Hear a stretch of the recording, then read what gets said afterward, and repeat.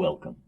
In this lecture in linear data analysis, which has multiple sessions, we'll explore data standardization.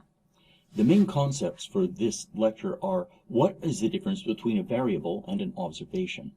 We'll explore what we mean by zero mean data and what we mean by sample standard deviation. We'll look at the effects of standardization in linear regression. As we go through this lecture, one problem that we can keep in mind is how do we prepare a table of data for analysis?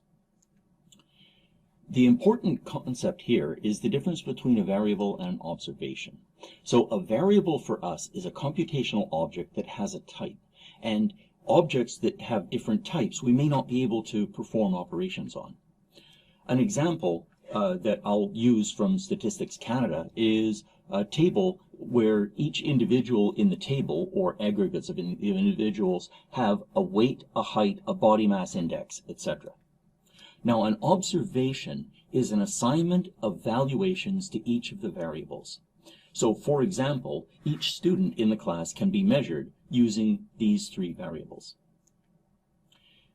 Let's take a look at an example from Statistics Canada. There's a large data set that I've been exploring, and this included some of these values. So the variables included the mass of individuals, and the type was in kilograms.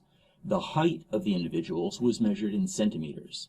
The hip circumference of the individuals was measured in centimeters. The ratio of the waist to the hip was a real number because these numbers would cancel out.